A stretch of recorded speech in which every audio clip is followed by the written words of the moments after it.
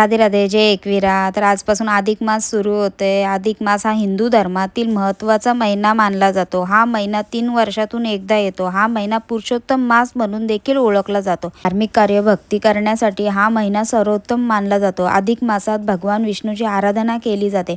हा महिना वाढीव महिना असल्याने याला अधिक महिना असे म्हणतात. आपल्या हिंदू धर्मात आपण 33 कोटी देवांची पूजा करतो. अधिक मासात ज्यावेळी भगवान विष्णूची पूजा केली जाते त्यावेळी हे सर्व 33 कोटी देव प्रसन्न होतात. या महिन्यात 33 आकडा हा खूप महत्त्वाचा मानला जातो. या महिन्यात 33 कोण गरजू असतील त्यांना दान करणे, ब्राह्मणांना भोजन देणे, 33 वस्तूंचा दान करणे किंवा मंदिरात 33 दिवे लावणे मोठे महत्त्वाचे आहेत. भगवद्गीतेचं वाचन करणे, 15वा अध्याय भगवद्गीतेचा पुरुषोत्तम योग हा सुद्धा वाचन केल्याने खूप चांगलं असतं. या काळात नवीन व्यवसाय किंवा नवीन गुंतवणुकी आपण जी कामं सुरुवात करतो ती सुरुवात नाही करावी अशी मान्यता आहे. मासात भगवंताची आराधना केल्याने, भक्ती केल्याने, भगवंताचं नामस्मरण केल्याने, साधना केल्याने इतर महिन्याच्या तुलनेपेक्षा अनेक पटीने अधिक फळ भेटतो. भगवंताची आराधना, नामजप केल्याने भगवंत अति प्रसन्न होतात. कारण की हा कलियुग आहे. कलियुगामध्ये फक्त आधार काय आहे? नामजप आहे. भगवंताची आराधना करून नामजप करणे,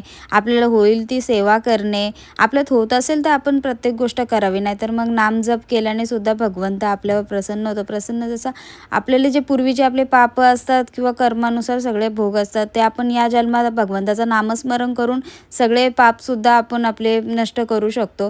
अशी नामजपमध्ये सुद्धा ताकद आहे एवढी. अधिक मास हा 3 वर्षातून येतो. अधिक मासात जेवढी भगवंताची आराधना करून नामस्मरण करू जेवढा फळदायक असतो. फळदायक का तर अधिक हा महिनाच असा आहे की म्हणजे अधिक सगळा भेटतो या महिन्यात केल्याने. आणि भगवान श्री हरिनारायणांनी या महिन्याला आपले नाव दिले, पुरुषोत्तम नाव दिले. त्यामुळे या काळात अत्यंत पवित्र मानला जातो. या महिन्यात नामजप, भगवद्गीतेचा वाचन करणे आणि भगवद्गीतेचा 15वा अध्याय पुरुषोत्तम योग हा सुद्धा वाचन करणे. मी सकाळी पण वाचन करून घेतला. या महिन्यात जेवढा आपण ग्रंथ वाचू, कोणताही ग्रंथ म्हणजे आपण भागवत वाचू शकतो, कोणतीही कथा वाचू शकतो भगवंताची आणि भगवद्गीतेचा वाचन करू शकतो. तो तेवढाच आपल्याला घरात पण सुख शांती लाभते, समाधान लाभतो आणि आपलं मन पण प्रसन्न राहतो आणि आपले भगवंताचे विचार करूनच सगळ्या गोष्टी करतो तर भगवंत आपल्याकडे बरोबर लक्ष देतो.